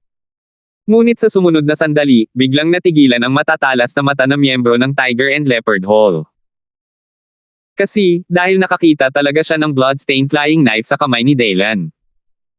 Hindi, paano posible iyon? Hindi pumasok ang kutsilyo. Sa sumunod na sandali ay hindi niya napigil ang kiligin at sumigaw. Namutla bigla ang mukha niya. Ano? Hindi sumaksak. Nang marinig ito, lahat ng naroon, Black Wolf man o kahit na si Mr. Bale, ay agad na natigilan. Ang kanilang orihinal na nasa sabik at ligaw na mga ngiti ay agad na nawala sa kanilang mga mukha, na sinundan ng isang dampi ng kilabot sa parehong oras. Horror pa. Bahay, hindi sumaksak. At pinigilan siya gamit ang kanyang mga kamay. Mula sa nakakatakot na momentum ni Mr. Bale, ang paghagis ng pinakamalakas na kutsilyo, hanggang sa dibdib ni Daylan na tumalsik ng dugo, akala nilang lahat ay tapos na ang gulo, at sa wakas ay nalaman na ang kutsilyo ay talagang pinigilan ng kalaban gamit ang kanyang mga kamay. Ang bulaklak ng dugo ay naspray mula sa sugat ng kalaban. Ito ay napakasimple, paano ito magiging posible? Tumayo ang isang 20 taong gulang na mabalahibong batang lalaki, ngunit nagawa niyang harangin ang pinakamalakas na paraan ni Mr. Bale, ang pinakamalakas na espada, gamit ang kanyang mga kamay. Si Raw ay pakiramdam nila na sila ay nabigla ngayon, at sila ay nabigla ng hindi makapaniwala. Pero sa mga sandaling ito, nararamdaman pa rin nila na napaka-absurd ng eksenang nasa harapan nila na hindi nila maisip, at parang isang katawa-tawang panaginip. Ikaw, paano ito posible? Si Raushi? Ang gusot na matandang lalaki, si Mr. Bale, ay pumasok sa isang espesyal na estado sa oras na ito. Mahirap mag-iba-iba ang kanyang emosyon at malamig ang kanyang ugali. Bilang may-ari ng espadang iyon, alam niya kung gaano kalakas ang espadang ito, ngunit pinigilan talaga ito ng kalaban gamit ang kanyang mga kamay. Ano ang ibig sabihin nito? Nangangahulugan na ang lakas ni Dylan ay hindi lamang higit kay Heilang at iba pa, kundi higit pa sa kanyang puti. Ngunit ang problema ay ang kanyang kasalukuyang lakas ay umabot na sa kalahating hakbang na likas na rurok, kaya kung ang kabilang partido ay nais na maging mas malakas kaysa sa kanya, hindi ba? Hindi, ganap na imposible. Isang congenital strongman in his 20s, hindi ba biro ito? Inaamin ko na minamaliit kita. Gayunpaman, dahil binigyan mo ako ng kutsilyo, bilang pasasalamat, babayaran kita. Ngunit sa sandaling ito, isang malamig na boses na bahagyang humihingal ang tumunog, na ginawa sa kanya sa walang kabuluhan, ang mga balahibo ng buong tao ay tumindig, at ang mga mag-aaral ng malabo, matandang mata ay biglang nanliit. Hindi. Path. Nakarinig ako ng mahabang sigaw na umalangaw-ngaw sa basement, ngunit mabilis itong tumigil, parang may sumasikal sa leeg. Sa katunayan, mayroong isang kislap ng malamig na liwanag sa larangan ng paningin ng lahat, at ang dibdib ng magulo na matandang lalaki, si Mr. Bale, ay sumabog sa dugo. Sa sandaling ito, anong katulad na eksena? Gayunpaman, si Mr. Bale ng kabilang partido ay talagang nakatanim. Ang pilak puting lumilipad na kutsilyo na ginawa ng kanyang sarili ay tumusok sa kanyang dibdib, at pagkatapos ay nahulog sa lupa ng isang putok, hindi maipahinga ang kanyang mga mata. Nang makita ang eksenang ito, si Heilang at ang mga piling miyembro ng Haubautang ay nalungkot at walang kapangyarihan, na napagtanto na ito ay talagang tapos na. Whoosh! Ngunit sa susunod na sandali, ang itim na lobo ay biglang sumugod na ang kanyang mga ngipin ay nakadikit, na tumama sa isang pader na kasing bilis ng isang ligaw na lobo, at pagkatapos ay nawala sa isang kisap mata. Nang makita ang eksenang ito, hindi humabol si Dylan, ngunit walang pag-aalinlangan, ang kanyang katawan ay nagmamadaling lumabas ng tunnel na parang kidlat. Dahil sa sandaling ito, mayroon siyang premonition ng isang krisis. Boom! Dumadagindong. Tamang-tama, nagmamadali siyang lumabas sa underground passage at lumabas ng gusali sa loob ng ilang segundo, na sinundan ng isang nakabibinging pagsabog, na nagdulot ng isang lubhang nakakatakot na shockwave, na hinaipan ang lahat sa paligid ng gusali. Nilinis at naging mga guho. Maging siya mismo ay nadamay, parang tinamaan ng higanteng martilyo, at ang buong katawan niya ay sobrang sakit. Ba? Ano ba? Walang awa talaga. Matapos sa wakas ay maghintay na matapos ang blast wave, bumangon si Dylan mula sa lupa, dumura ng isang subo ng putik, at walang imak na nagsalita. Salamat po at sinamahan ninyo ako, ingat lagi mga master.